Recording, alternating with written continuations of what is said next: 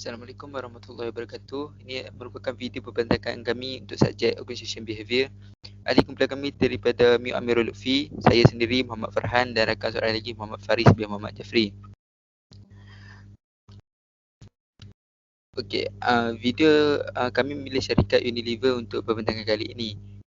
Apa yang kami ceritakan tentang komitmen syarikat terhadap perubahan iklim, kelestarian dan isu hijau iaitu perubahan mereka.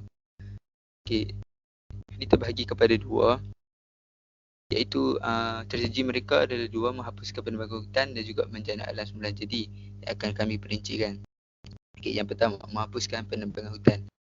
Okey, matlamat Unilever ni untuk rantaian bekalan penebangan tanpa penebangan hutan ni pada 2023. Ini adalah matlamat mereka. Ni makna pada akhir tahun 2023 ni bahan mentah yang datang pada mereka dari tempat yang disahkan sebagai penebangan hutan dan juga penukaran. Okey, ada beberapa sektor yang mereka tumpuan iaitu bekalan minyak sawit, kertas dan papan, teh, soya dan juga koko. Ini kerana ia merangkumi lebih dari 65% kesan Unilever ke atas tanah dan merupakan tanaman yang sering dikaitkan dengan penebangan hutan dan penukaran ekosistem semula jadi.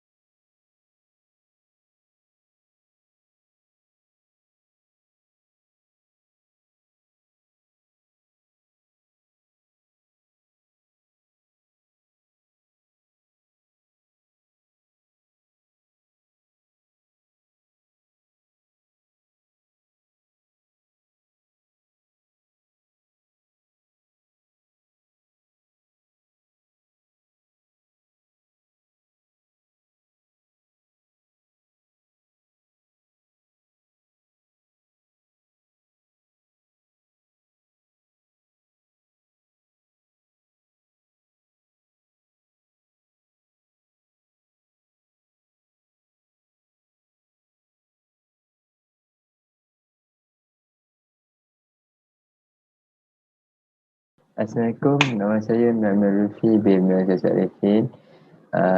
Jadi saya akan sambung apa yang kawan saya cakap tadi. First ialah kita boleh buat minyak sawit tanpa penebangan hutan supaya tidak berlaku tanah runtuh dan sebagainya. Seterus ialah kertas dan papan dan papan tanpa penebangan hutan. Sama juga macam tadi. Yang ketiga ialah teh tanpa penebangan hutan. Yang keempat ialah soya bebas penebangan hutan. Dan yang kelima ialah koko tanpa penebangan hutan. Jadi slide seterusnya. First ialah minyak sawit tanpa penebangan hutan. Kerajaan, NGO dan perniagaan mesti bekerjasama untuk memastikan industri kelapa sawit menemui keseimbangan yang tepat antara objektif ekonomi sosial dan alam sekitar. Sebagai ahli pengasas meja bulat mengenai kelapa sawit berkelanjutan RSPO, kami telah membantu memimpin usaha untuk mengubah cara industri ini berfungsi selama lebih dari 1 dekad, tetapi masih banyak yang perlu dilakukan. Kita dapat menghilangkan penebangan hutan, melindungi lahan gambut, menyokong pekebun kecil dan mendorong keselamatan bagi orang dan masyarakat setempat. Seterusnya ialah kertas tanpa penebangan hutan. Okey. Kami menggunakan kertas dan papan untuk barang seperti kardboard lipat, pembungkusan pelanggan, kardboard aseptik dan tongkat aiskrim. Tujuan kami adalah untuk membeli pembungkusan kertas yang berasal dari hutan yang diuruskan dengan baik atau dari bahan hidup semula. Tetapi kadang-kadang kita perlu mendapatkan kertas dan papan perawan, misalnya kerana peraturan keselamatan.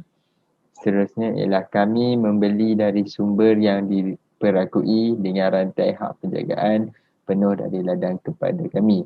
Itu dicapai sama ada melalui skema pensijilan seperti Forest Stewardship Council iaitu FSC atau skema nasional lain di bawah kerangka program untuk pengesahan hutan pensijilan PEFC. Seterusnya melalui sistem ketelusuran sejagat kami berhubungi anggaran 320 pembekal kami dengan kuesioner untuk mengumpulkan maklumat mengenai jumlah status keberlanjutan dan keberleksanaan ke peringkat negara setiap suku tahun. Pada akhir tahun 2020, 96% bahan pembungkusan serta kertas dan papan yang dibeli secara langsung yang kami gunakan dibuat dari serat hitam semula atau berasal dari hutan yang dikendalikan secara lestari. Seterusnya, teh penebangan hutan. Unilever adalah syarikat teh terbesar di dunia, memberi sekitar 10% teh hitam di dunia.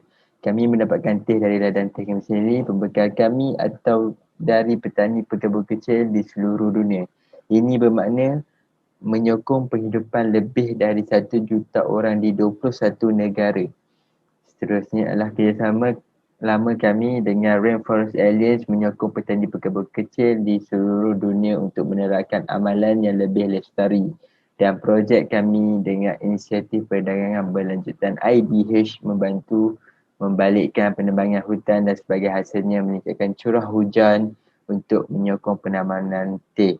Unilever telah mengambil langkah penting dalam keterusan oleh semua pembekal global teh hitam dan hijau global. Senarai yang akan kami kemas kini setiap tahun. Penjelasan akhir tahun 2020, 86% daripada semua teh kami disahkan secara mampan oleh Rainforest Alliance atau Trustee Verified. Untuk kedua-dua standard penebangan hutan adalah ketidakpatuhan yang kritikal dan membawa kepada pembatalan pensijilan.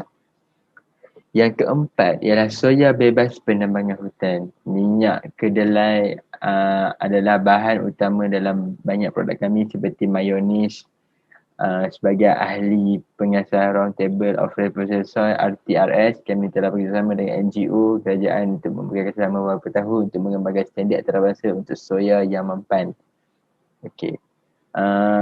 Sebahagian besar minyak soya yang kami beli berasal dari kacang soya yang ditanam di US dan Brazil. Unilever adalah peneretangan Cerrado Manifesto dibuka di tingkat baru yang menuntut penghentian deforestasi dan kehilangan tumbuh-tumbuhan asli di Cerrado, Brazil.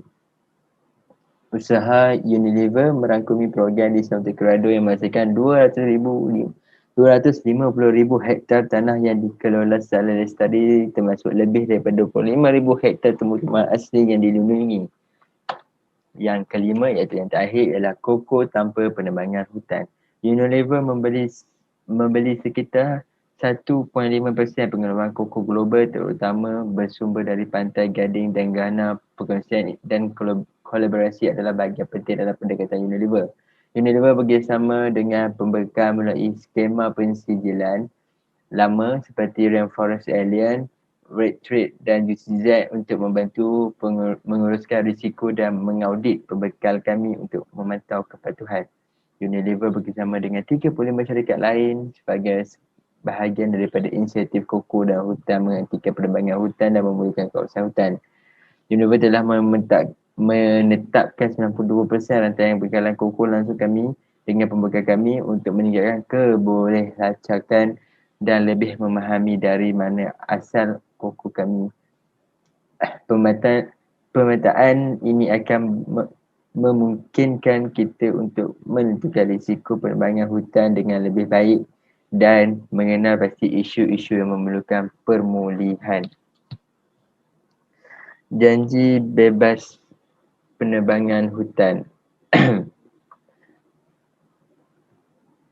Maaf. Janji bebas penebangan hutan. Okay. Tujuan adalah untuk menjadikan kehidupan berkelanjutan menjadi perkara biasa. Ini bermaksud membawa kesan politik kepada orang, persekitaran dan semua yang kita lakukan sebagai perniagaan. Sekiranya kita hanya mencapai rantaian bekalan tanpa penebangan hutan tetapi gagal menangani masalah sistematik yang lebih luas yang menyebabkan kehilangan hutan, ini akan meninggalkan dunia yang lebih miskin untuk generasi akan datang. Kini kita mesti terus menyokong transformasi rantaian makanan global ke arah model yang lebih lestari. Ini mensyaratkan bahawa perniagaan, pemerintah, masyarakat sipil dan orang-orang yang tinggal dan bekerja di lanskap hutan bersama untuk mencapai pembangunan lestari sambil menilai dan memelihara hutan dan membina ekonomi yang benar-benar lestari yang menyokong mata pencaharian.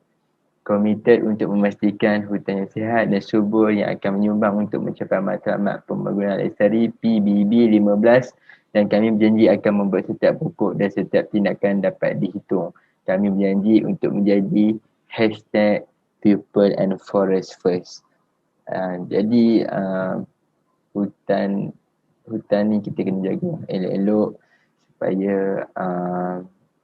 binatang-binatang dekat luar sana dan tumbuh-tumbuhan dekat luar sana dapat membiak dengan lebih pesat dan tidak rosak dan tidak pupus supaya nanti anak-anak dan cucu-cucu kita dapat melihat masa akan datang. Jadi slide seterusnya kawan saya akan terangkan. Jadi okey, cita-cita Unilever. Planet ini dalam krisis dan kita mesti mengambil tindakan tegas untuk membalikkan kerosakan. Di Unilever, kami ingin menjadikan kehidupan lestari menjadi perkara biasa dan kami tidak dapat melakukannya kecuali jika kami melindungi dan menjadi semula alas menjadi. 4 juta hektar tanah dibutuhkan untuk menanam bahan mentah untuk produk Unilever yang digunakan oleh 2.5 bilion orang setiap hari. Walau bertahun kerja dengan standard pertanian yang mampan dalam rantaian bekalan kami, ini tidak mencukupi untuk membalikkan beberapa trend yang sangat membimbangkan seperti penipisan tanah, penurunan biodiversiti dan kualiti air yang buruk. Dan masa hampir habis, lebih dari 1 juta spesies terancam kepupusan, mengancam ekosistem yang sangat bergantung pada kehidupan kita. Dan penurunan ekologi ini akan bertambah buruk dengan perubahan iklim. Satu-satunya pilihan sekarang ialah perubahan sistemik. Mengubah cara kita menggunakan tanah di mana sahaja. Krisis ini memerlukan perubahan paradigma dalam segala hal mengenai cara kita mendekati hubungan kita dengan alam semula jadi dan cara kita merancang sistem pertanian kita. Di peringkat ladang pula, ini berarti mengadopsi teknik pertanian regeneratif. Itulah sebenarnya sebabnya kami telah mengembangkan satu set prinsip pertanian regeneratif baru yang dirancang untuk meningkatkan kod pertanian lestari yang ada. Ini juga bermaksud menjadi lebih bercita-cita tinggi daripada sebelumnya dengan melihat keluar batas ladang dan bertujuan untuk melindungi dan menjadi semula ruang semula jadi baik di rantaian makanan kami dan di luarnya. Pendekatan Unilever untuk bencana alam. Pertama sekali, kita perlu segera meningkatkan penggunaan teknologi dan amalan pertanian yang dapat melindungi tanah. meningkatkan kecekapan air, menguruskan tumbuhan di ladang dan kepelbagaian tanaman dan mengurangkan pelepasan sambil mempertahankan hasil. Kami bekerjasama dengan berbagai pemangku kepentingan pada program yang disasarkan untuk menerapkan praktik pertanian regeneratif dan melindungi, memelihara dan memulihkan ekosistem semula jadi. Sebahagian besar dari ini adalah melibatkan dan menyokong petani dan pengembang kecil yang sangat penting untuk pemeliharaan persekitaran ini. Jadi bermaksud, bekerja bukan hanya di dalam batas ladang atau ladang di mana bahan mentah kita ditanam, tetapi melihat secara lebih luas kesan yang boleh dimiliki oleh pertanian kepada alam. Prinsip pertanian regeneratif. Unilever menyokong pelaksanaan amalan pertanian yang pertama sekali mempunyai kesan positif terhadap kesihatan tanah, kualiti air, udara, penangkapan karbon dan keanekaragaman hayati. Yang kedua, membolehkan masyarakat tempatan melindungi dan meningkatkan kesejahteraan dalam dan persekitaran mereka. Yang ketiga adalah menghasilkan tanaman yang hasil dan kualiti pemakaian mencukupi untuk memenuhi keperluan sedia ada dan masa depan sambil mengekalkan input sumber serendah mungkin. Yang keempat, mengoptimumkan penggunaan sumber yang boleh diperbaharui sambil meminimumkan penggunaan sumber yang tidak boleh diperbaharui. Menjana alam semula jadi di luar ladang. Ladang-ladang dalam rantaian bekalan kami adalah fokus utama untuk kerja-kerja penjanaan semula alam. Tetapi, untuk melakukan semua yang kita mampu untuk melindungi dan menjana semula alam, kita mesti lihat di luar ladang dan mempertimbangkan kesan amalan pertanian dan perindustrian yang lebih luas. Di mana kita melihat peluang, kita akan bekerjasama dengan pembekal dan petani untuk menerapkan prinsip regeneratif untuk memulihkan ekosistem semula jadi. Inilah peluangnya untuk bekerja dengan pemerintah daerah, organisasi teknikal, NGO, pembekal dan perusahaan sejawat untuk mendidik petani dan membangun kemampuan untuk melindungi ekosistem semula jadi. Sebagai contoh, berkat projek bersama WWF Malaysia, kami menyokong pensijilan RSPO seluas 60,000 hektar ladang kelapa sawit di Sabah, Malaysia Timur, tempat spesies terancam kritikal seperti orangutan Borneo dan gajah Borneo. Projek ini melibatkan penanaman semula 2 koridor hidupan liar untuk memulihkan habitat hutan hidupan liar dan meningkatkan hubungan antara blok hutan terpecah. Ini memungkinkan pergerakan hidupan liar untuk memastikan populasi pembiakan yang sihat yang lebih mampu menyesuaikan diri dengan dampak perubahan iklim. Okey, itu saja daripada kami semua. Terima kasih.